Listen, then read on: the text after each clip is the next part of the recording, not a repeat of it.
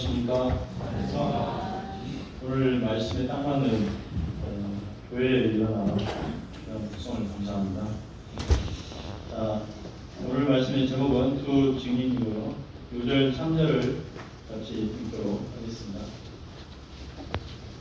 시작. 내가 나의 두 증인에게 권세를 주니 그들이 그분의 것을 입고 1260일을 대하나이다. 하나님 아버지, 계시록 말씀을 허락하시면 감사합니다. 이제 성령으로 충만하게 하시고 준비한 말씀을 잘 전하게 도와주시고 듣는 우리에게 큰 은혜와 기쁨과 힘이 되도록 말씀을 축복하여 주시옵소서. 예수님의 이름으로 기도합니다. 아멘. 우리가 본문에 두 증인이 나오는데 증인에 대해서 세대주의자들이나 이단들은 어떤 특별한 두 사람을 말한다고 합니다. 그러나 사실은 본문을 통해서 우리가 바로 두 증인임을 깨닫고 두 증인의 삶을 살 수 있기를 기도합니다. 아멘. 자, 1, 2절 말씀을 형제님들이 힘차게 읽어보겠습니다. 자, 시작.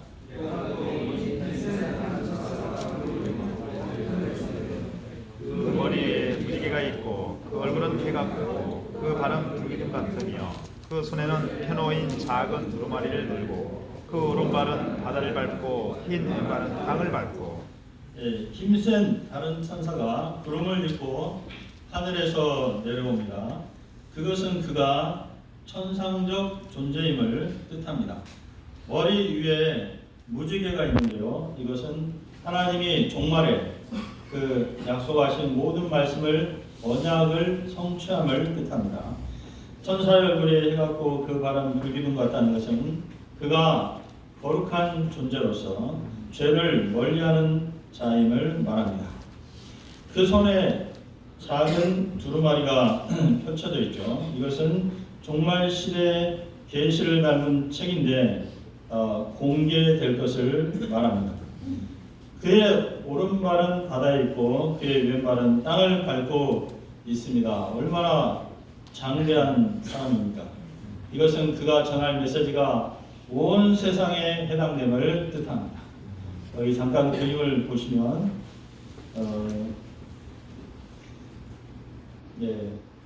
이거 아닌데 3번인데 이건데요.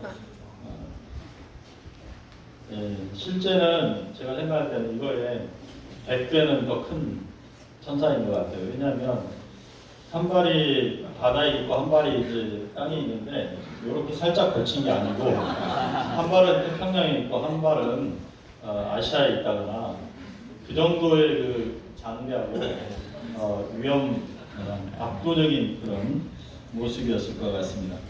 자, 3, 4절을 보시기 바랍니다. 그 장대한 천사가 사자처럼 부르짖는 큰 소리를 외쳤습니다. 온 천하가 들을 수 있을 만큼 분명하고 큰 소리였을 것입니다. 그가 외칠 때 7 천둥이 소리를 내어 말했습니다. 펑펑펑펑. 그 소리는 장대한 천사의 소리에 대한 호응, 반응의 소리였고요. 단지 쿵쾅거린 것이 아니라 말을 하는 어떤 그 내용이 있었습니다. 그래서 요한이 그거를 재빨리 기록하려고 했는데 하늘에서 오프 더 레코드, 기록하지 말라 이렇게 말을 했어요. 그것은 공개해서는 안 될 아주 비밀스러운 내용이거나 아니면 속히 이루어질 것이기 때문에 굳이 기록할 필요가 없는 것이었을 것입니다. 자, 5절부터 7절을 보십시오. 그 장대한 천사가 오른손을 들고 창조주 하나님을 향하여 맹세를 합니다. 자, 그 맹세는 무엇입니까? 지금 계시되고 있는 그 종말의 사건들이 반드시 빨리 성취되고 구체적으로 7번째 천사가 나팔을 불 때 시행될 것이다. 이거를 맹세하는 내용입니다.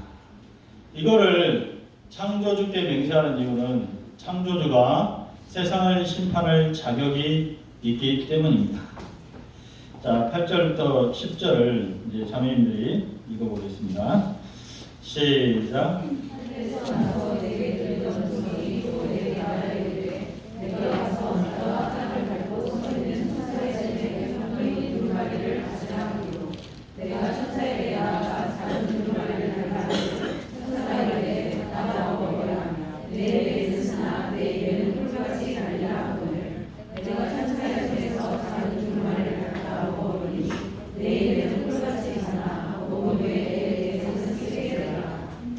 주님이 사도 요한에게 천사의 손에 놓인 그 두루마리를 가지라고 말했어요. 그런데 천사는 고충해서 그것을 아예 먹어버리라고 말했습니다. 먹어버린다는 것은 그 종말 계시를 완전히 소화하여 자기 것이 되게 하라는 것입니다. 그러면 그 입에는 달고 배에는 쓸 것이라고 했습니다. 왜 그럴까요? 이제 앞으로 이루어질 일들을 미리 알게 됐다는 점에서 정말 기쁜 일이죠. 그러나 한편으로는 그것을 이제 전해야 하는 책무가 주어지기 때문에 그것은 괴로운 일이기 때문입니다. 자, 11절을 이제 여기 40세 되신 분들 이상 한번 11절 읽어보겠습니다. 자, 시작. 그가 내게 말하기를 내가 많은 백성과 나라와 강원과 인들에게 다시 예하여야 하리라 하라. 다시 예언하여 하리라. 이 말씀은 사도 요한을 다시 선지자요 말씀의 종으로 부르시는 위임하시는 것입니다. 사도 요한은 젊은 날부터 지금까지 수십 년을 십자가 부활의 복음을 전해왔습니다. 그리고 심지어 지금 나이가 90세가 되었습니다. 이때 쉬어야 될 나이가 아니겠습니까? 그런데 이런 그에게 다시 말씀을 전해야 한다. 다시 예언하여 하리라. 자, 우리도 그동안 참 말씀을 이제 전할 만큼 전해왔다는 생각이 있습니다. 방금 몇 살 이상 말씀을 읽으셨죠? 40세. 네, 말씀을 전할 만큼 전했다는 생각 있으시죠? 없으시군요. 네. 그러나 주님은 우리가 마음을 새롭게 하여 다시 말씀을 전하라고 하십니다. 종말에 대한 이제 정말 리얼한 그 계시를 받았기 때문에 더 심정을 가지고 다시 말씀을 전하는 것입니다. 우리가 주님의 소원을 받들어서 때마다 어떤 모멘텀을 만들어서 심령을 새롭게 하여 우리가 죽는 날까지 하나님의 말씀을 전할 수 있기를 기도합니다. 아멘. 11장 1절과 2절을 보겠습니다. 이제 사도 요한에게 주님께서 지팡이 같은 갈대가 고대에는 잣대로 쓰였습니다. 하나님의 성전과 제단과 그 안에 경배하는 자들을 측량하라고 했습니다. 그리고 성전 바깥마당은 내버려 두라고 했죠. 이 측량이라는 것은 에스겔서 40장을 보면 구별하고 보존하는 것을 뜻하고요. 측량하지 않는 것은 내버려 두는 것을 뜻합니다. 에스겔서 40장부터 48장에 보면 말세에 세워질 완전한 성전에 대한 이 설계도가 나옵니다. 자, 여기 사진을 한번 보시기 바랍니다. 이게 이제 에스겔 성전이거든요. 에스겔 성전은 에스겔 40장부터 48장에 자세히 나와요. 근데 솔로몬 성전보다 더 크고 더 아름다운 그런 성전입니다. 이거를 제3성전이라고 부르는데 유대인들은 이 성경을 문자적으로 해석해가지고 지금 이 성전을 지으려고 펀드레이징을 하고 있어요. 근데 그것은 잘못된 성경 해석입니다. 제3성전은 예수님을 가리키는 것입니다. 왜냐하면 예수님은 완전한 성전이시고, 예수님이 일부러 성전을 하나님께서 성전을 헐라고 말씀하셨습니다. 이 물리적인 성전은 부패하고 한계가 있기 때문에 그렇습니다. 그러니까 잘 보시면 이 성전 안에서 경배하는 자들은 그럼 누구인가? 그 당시에는 성전이 없었습니다. 무너지고 없었죠. 그렇기 때문에 이들은 완전한 성전이신 예수님 안에 거하고 있는 사람들, 그리스도 안에 거하고 있는 사람들을 말합니다. 특별히 잘 보시면 성전 앞마당과 바깥마당을 구분했고 바깥마당은 이방인들에게 내어준다고 되어 있습니다. 이것은 무엇을 말하냐면 예수님 안에서도 예수님 안에 깊이 거하는 사람들이 있고요. 이렇게 예를 들면 인본주의적인 크리스찬들도 있습니다. 그들은 바깥마당에 속한 사람들이라고 볼 수가 있습니다. 주님은 자신 안에 거하고 있는 요한복음 15장에 나오는 포도나무에 붙어있는 가지와 같은 사람들을 구별하시고 그들을 보존하십니다. 성전 바깥마당은 이방인들에게 넘겨지는데 이것은 세상이 불신자들에 의해서 장악되는 것을 뜻합니다. 특별히 인본적인 크리스찬들까지 거기에 속한 성전 바깥마당이기 때문에. 자, 그 달은 42달입니다. 42달은 횟수로 3년 반이고 날짜로 하면 1260일입니다. 자, 3절을 우리 다 같이 한번 읽어보겠습니다.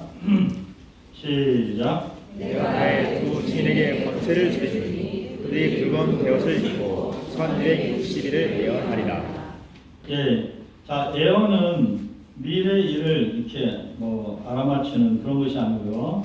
하나님의 말씀, 종말에 대한 하나님의 말씀을 전하는 것입니다.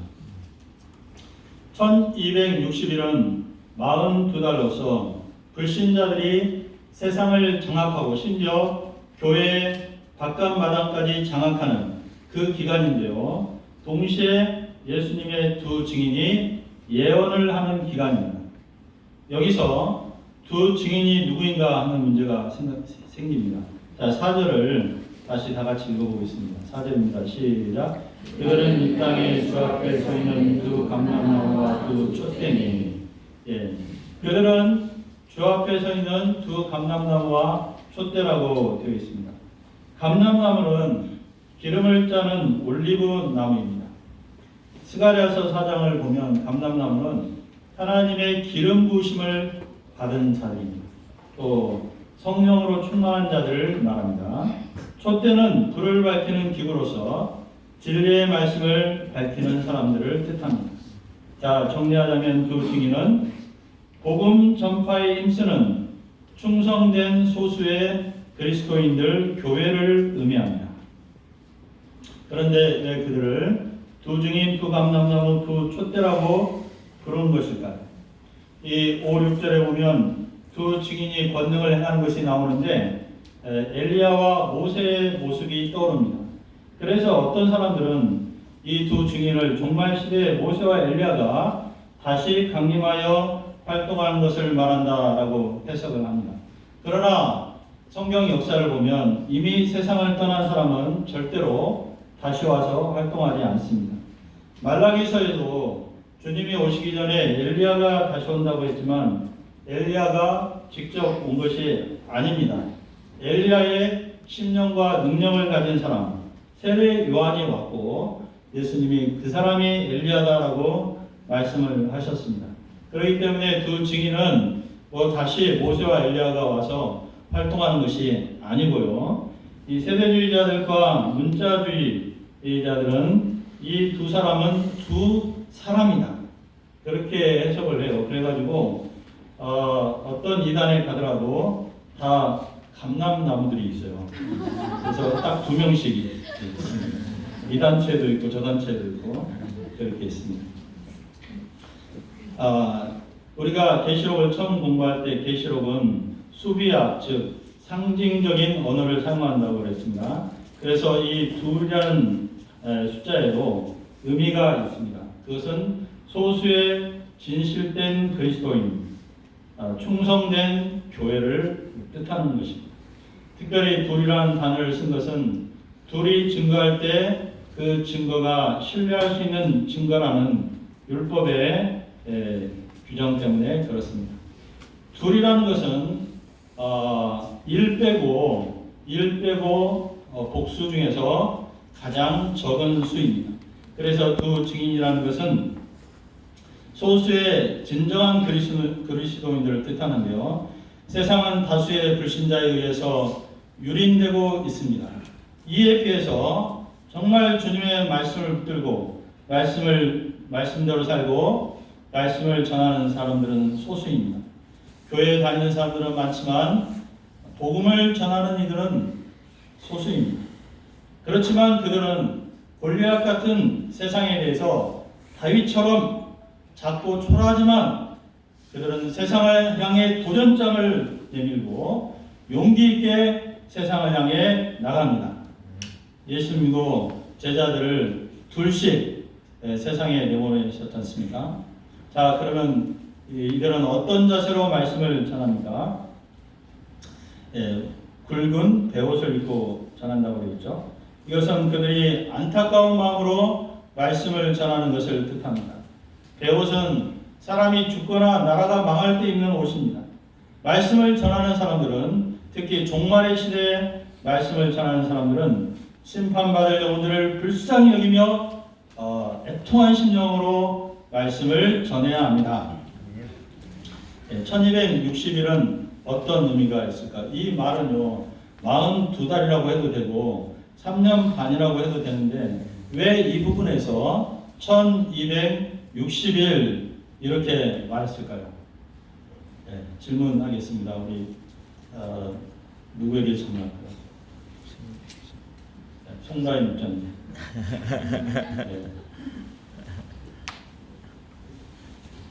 같은 말인데 42달이라고 할 수도 있고 3년 반이라고 할 수 있는데 왜 1260일이다 이렇게 말했을까요? 길게 느껴지도록 이렇게 말했다는 것이죠.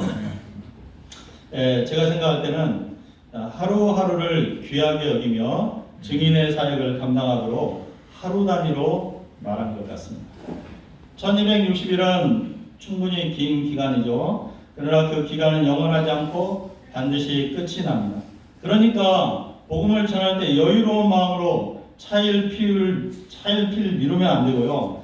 하루하루를 소중히 여기고 그날을 마지막 날처럼 사용하면서 복음을 전하라는 것입니다. 자, 말씀을 전하는 두 증인에게 주님께서 어떤 권능을 부여하십니까? 우리 5, 6절을 다 같이 한번 읽어보겠습니다. 시작. 만일 누구든지 그들을 해하고자 하면 그들에게서 불이 나와서 그들의 원수를 삼켜버릴 것이요 누구든지 그들을 해하고자 하면 반드시 그와 같이 죽임을 당하리라. 그들이 권능을 가지고 문을 닫아 그 예언을 하는 날 동안 비가 오지 못하게 하고 또 권능을 가지고 물을 피로 변하게 하고 아무 때든지 원하는 대로 여러 가지 재앙으로 땅을 치리로다. 증인들이 복음을 전할 때 반드시 강해하는 괴롭히는 원수들이 있습니다. 그런데 그때 증인들의 입에서 불이 나와서 원수들을 삼켜버린다고 했습니다. 여기서 불이 나온다는 것은 절대 물리적인 것은 아닙니다. 불 나오는 사람 없습니다. 이것은 입술의 권능, 말씀과 기도의 권능을 뜻합니다. 그들은 말씀과 기도의 권능으로 원수들을 제압할 수 있습니다. 그들은 하늘을 닫기도 하고 물을 피로 변하게도 하고 회개치 않는 이들에게 재앙을 내릴 수도 있습니다. 어떤 사람이 어떤 일을 할 때요, 권능이 없으면 힘들죠. 그런데 권능이 주어지면 일을 의외로 쉽게 할 수 있습니다. 하나님은 모세가 출애굽의 사역을 감당할 때 엄청난 일이죠. 그렇지만 권능을 주셔서 그 일이 가능하게 하셨습니다. 엘리야가 사역할 때도 마찬가지입니다. 혼자 싸우고 있었지 않습니까? 그러나 그에게 권능이 있었습니다. 마지막 시대의 복음의 증인들에게 이런 권능이 부여되어 있습니다.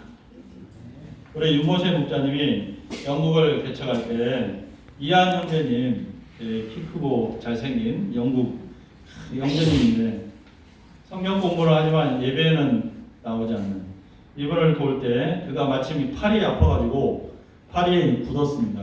팔이. 그래서 화가인데 그림을 못 그리게 됐죠. 그때 목자님이 기도하고 이제 그런 생각이 들었습니다. 하나님께 헌신하면 팔이 나을 것이다.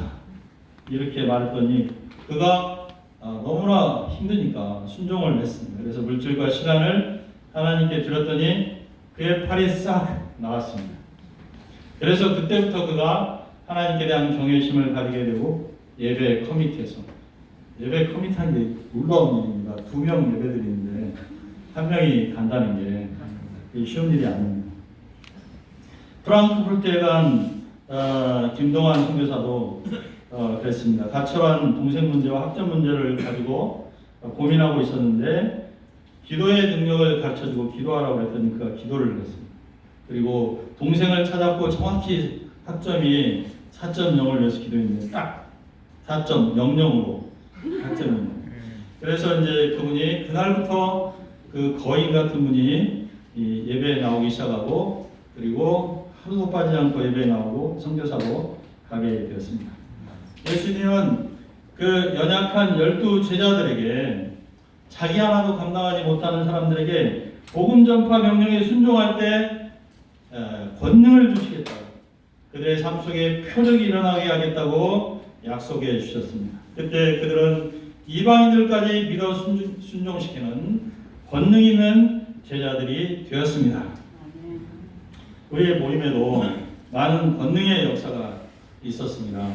우리 냉전 시대에 도무지 불가능해 보이던 러시아 선교의 문이 열리고 지금 수많은 러시아 목자들이 있지 않습니까? 그리고 내면의 열등감, 무기력, 우울증으로 이제 학업을 도저히 감당할 수 없었던 그러한 양들이 복음을 영접하고 막 송아지처럼 뛰며 기뻐하는 사람들이 되었고요. 열등생들이 장학생들이 되었습니다. 머리가 나빠서 대학도 졸업할 수 없다고 생각한 사람들이 의외로 우수한 논문을 쓰고 또 박사들이 되었습니다.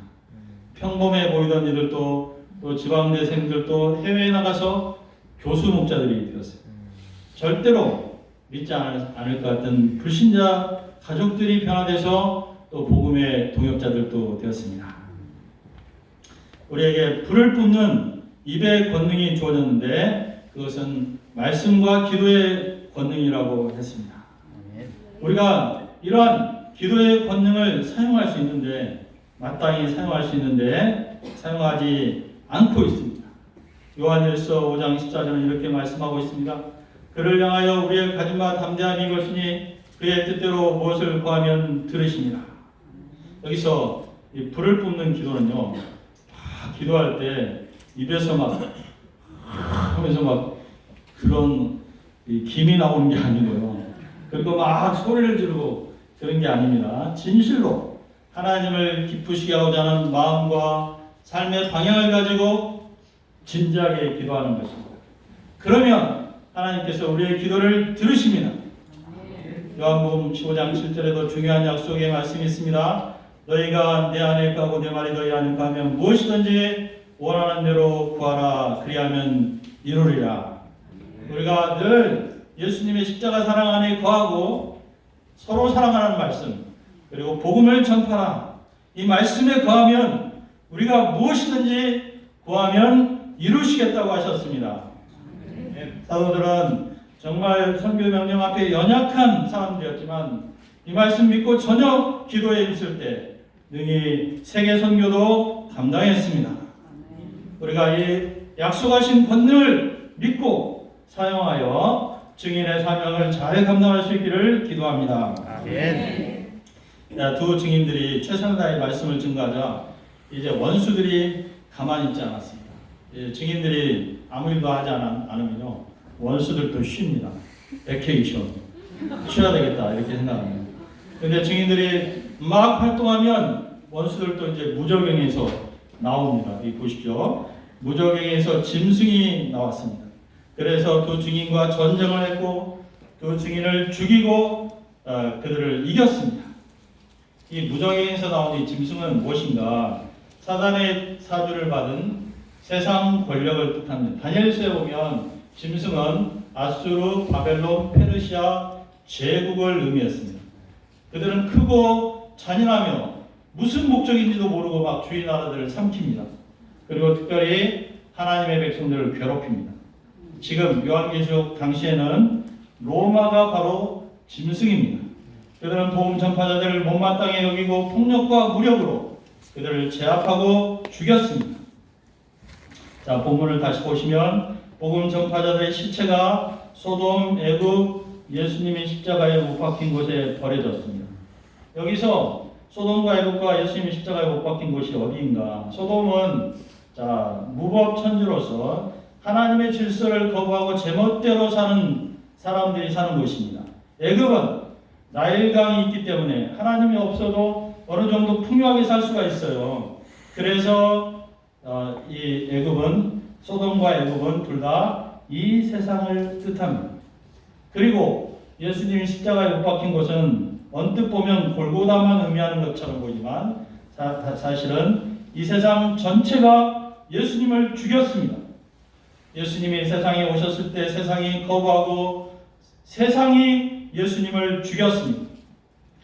이제 사단의 조정을 받은 세상 권세는 예수님처럼 두 증인을 죽입니다. 두 증인은 예수님처럼 죽임당합니다. 세상은 자신을 향해 심판의 복음을 전하는 두 증인을 몹시 싫어하였는데 그들이 죽자 아주 기뻐하며 그리고 자신들이 승리한 걸로 알고 기뻐하며 승리를 자축했습니다. 그런데요, 3일 반이 지나고 3일 반은 짧은 기간을 말합니다. 3년 반에 비해서 하나님의 생기가 그들에게 들어갔습니다. 그러자 두 증인이 일어났습니다. 아까 우리 교회여 일어나라 그 찬양을 들었습니다. 그것처럼 이 두 증인이 일어났습니다. 그래서 하늘의 부름을 받아 구름을 타고 승천을 합니다. 원수들은 놀라고 두려워하며 멀거니 쳐다볼 수밖에 없었습니다. 이어 큰 지진이 나며 두 증인을 죽였던 성, 그 성이 10분의 1이 무너집니다. 그리고 7,000명이 죽는데요. 이 성은 고대의 성으로 7,000명이 죽었다는 것은 많이 죽은 것을 말합니다. 세상에 많은 사람들이 죽고 적지 않은 사람들이 이제 이 타격을 입고 이때 그들이 이 영광을 하나님께 돌리며 하나님께 돌아옵니다. 자, 이상의 두 증인의 환상은 도대체 무엇인가? 마지막 시대에 충성된 교회의 활동과 그들이 당할 억압과 패배, 그리고 그들의 재기와 그들의 승리를 보여주는 계시입니다. 이상에서 우리는 이 종말 시대 참된 교회가 걸어가야 될 길은 어떤 길인가를 또한 명확하게 알게 됩니다. 교회는 우선 진리의 등불, 복음의 등불을 밝혀야 합니다. 가만히 두면 안 되고요. 어떻게든지 말씀을 전해야 합니다. 이 일은 쉽지 않습니다. 성령 충만하고 기름 부음 받은 자처럼 성령이 충만하고 용기가 있어야 가능합니다. 또 그 길은 십자가의 길이요 순교자의 삶을 사는 것입니다. 자, 이 마지막 시대의 교회의 모습은 그리스도를 닮았습니다. 그리스도처럼 고난받고요, 그리스도처럼 죽임당합니다. 그리스도처럼 부활합니다. 이 세대주의적 해석을 하는 사람들은 하나님의 입맞은 14만 4천 명이 최근에는 오바마 정부의 의료보험 바코드를 받는 것이다, 이렇게 해서 한국으로 귀국하고 있는 사람이 있다고, 그거를 안 받아서 구원받기 위해서. 잘못된 해석입니다.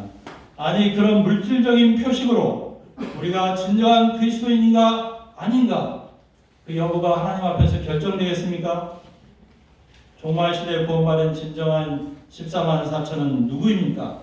그 삶에 그리스도의 삶의 흔적과 패턴이 있는 사람입니다. 그의 삶에 그리스도를 닮음이 보일 때 그가 진정한 그리스도인이라는 사실이 자명합니다. 마지막 시대의 진정한 그리스도인들은 고난과 부활이라는 삶의 패턴을 소유하고 있어야 합니다. 예수님은 우리를 위한 대속의 고난을 다 감당하셨지만 남기신 고난이 있다고 골로새서 1장 24절에 기록되어 있습니다. 그것은 무엇입니까? 복음 전파의 고난입니다. 복음 전파의 사명은 결코 달콤하지 않습니다. 육체적인 순교를 하지 않아도 날마다 죽는 삶이죠. 증인이란 말은 순교자의 의미를 가지고 있습니다. 복음을 전파하지 않으면 우리가 우리 교회 안에 교제에 머물고 있으면 그냥 평안히 살 수 있습니다. 그러나 그것은 복음의 등불을 말 아래나 평상 아래에 두고 사는 것으로 큰 직무유기입니다. 또 그렇게 살 때 우리에게 화가 있을 것이라고 고린도전서 9장 16절은 말씀하고 있습니다. 그렇다면 주님은 왜 우리에게 복음 전파 사명을 주셔서 우리를 이렇게 괴롭히는 것입니까? 그 괴로움이 우리로 하여금 십자가의 길을 가신 예수님을 알고 예수님을 닮게 하기 때문입니다. 우리가 복음 전파 명령을 회피하면, 두 증인의 삶을 살지 않으면 결코 배척받으신 예수님을 알 수도 닮을 수도 없습니다. 죽임당하신 예수님을 알 수도 닮을 수도 없습니다. 우리가 복음 전파하지 않으면 삶에 달콤함만 있고 쓰디쓴 고난이 없습니다. 그러나 동시에 또 예수님을 닮음도 없고 예수님의 승리도 없고 예수님의 영광도 없을 것입니다. 우리는 복음 전파를 위해서 그동안 많이 수고했습니다. 많이 수고하셨죠? 예, 여러분 옆 사람을 보고 많이 수고하셨습니다. 많이 수고했습니다. 저는 별로 수고를 못했습니다. 인사가 별로 인명도 보니까 별로 수고한 사람들에게 서로 인사하면 막 전우가 전우에게 인사하면 눈물이 확 쏟아지면서 이제 인사할 텐데 수고 안 한 사람에게 수고했다고 하니까 서로 잘 이게 안 되는 것 같습니다. 자, 그럼에도 우리는 다시 증인의 삶을 살아야 합니다. 다시 말씀을 전해야 합니다. 언제까지 복음을 전해야 합니까? 우리 복음 증거를 마치게 하는 것은 오직 무엇밖에 없습니다. 에리사 목사님, 내가 복음 증거하는 것을 마치게 하는 것은 오직 그렇습니다. 죽음밖에 없습니다. 우리가 생명을 마치는 그날까지 이 복음을 전할 수 있기를 기도합니다. 아멘. 자, 15절을 보십시오. 일곱째 천사가 드디어 나팔을 불고 하늘에서 큰 음성이 들렸습니다. 이후에 24장로들이 하나님 앞에 엎드려 하나님을 경배하고 찬송합니다. 이 경배와 찬송은요, 헨델의 메시아 거기에 나오는 내용인데, 세상 나라가 하나님과 그리스도의 나라가 되어 이제 하나님이 세세토록 통치하신다. 그 메시지입니다. 하나님이 세상에 대한 통치권을 회복하십니다. 세상은 하나님을 대적했지만 하나님은 이제 그들을 심판하시고 하나님을 경외하는 자들에게 상을 주십니다. 천군 천사들과 24장로들은 드디어 그때가 왔음을 노래하고 있는 것입니다. 자, 맨 마지막에 보시면 하늘 성전이 열리면서 감추었던 언약궤가 등장하는데요. 이것은 드디어 종말을 통해서 하나님의 언약이 다 성취되었고 하나님은 언약을 반드시 지키는 신실한 분임을 보여준 내용입니다. 제가 지난 이제 그 작년부터 밤에 캠퍼스에 가서 혼자 복음을 전했는데요. 이제 혼자 하다가 요한 형제님이 변화돼가지고 그 형제님 모교한 형제님이 변화돼가지고 둘이서 이제 증인의 사명을 감당했습니다. 제가 사실 그 사랑하고 아끼는 한 형제님이 있었는데 이 형제님을 잃게 돼가지고 마음이 상해서 이 복음 역사를 섬길 의욕을 잃었었습니다. 그렇지만 이제 언제까지 그럴 수는 없고 또 이렇게 본인이 돼야 되기 때문에 밤에 야간에 가서 전도를 했는데 어느 날은 이제 로스쿨에 갔습니다. 우리 강야옥 교수님이 일하고 계시는 로스쿨에 갔는데 제가 법대를 졸업했기 때문에 거기 학생들에 대한 신정을 가지고 갔습니다. 그런데 그날따라 엄청나게 박대를 받았어요. 그래서 그날 또 여기 센터에서 엄청 상처를 받았어요. 그래가지고 캠퍼스에 왔는데 또 불신자들에게 박대를 받아서 너무나 마음이 아프고 눈물이 막 나오려고 하더라고요. 그래서 캠퍼스에 걸어나오는데 밤하늘의 별을 보면서 속으로 울었습니다. 그런데 그때 한 전화가 왔습니다.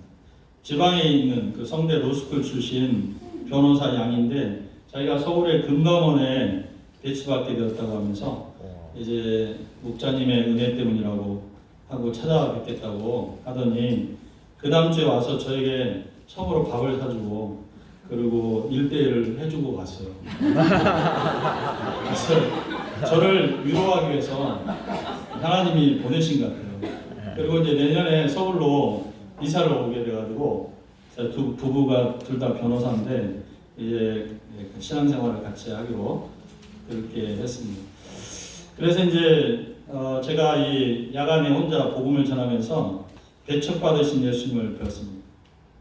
그리고 또 주님이 그렇게 살 때 저를 위로해 주신다는 것을 체험하게 되었어요.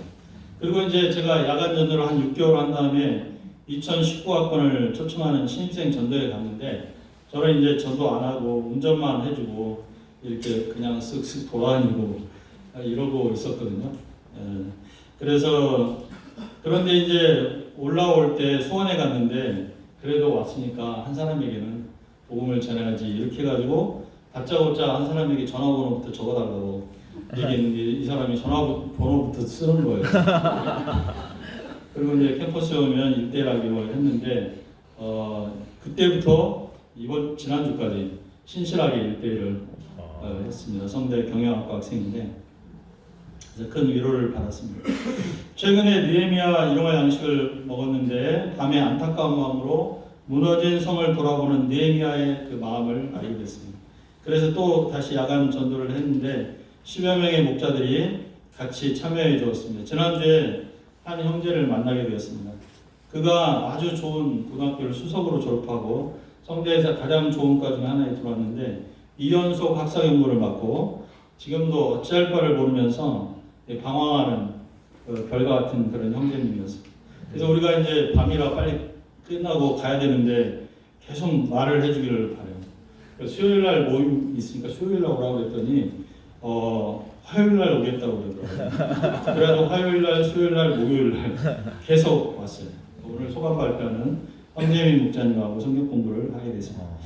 제가 해야 할 일도 많고 대외적인 일도 해야 되고 또 우리 목자님들도 잘 섬기고 섬겨야 되지만 제가 죽는 날까지 불신자 전도를 담당하여 배척받으신 예수님을 배우며 이 두 증인의 그 마음과 스피릿을 가질 수 있기를 기도합니다. 아멘.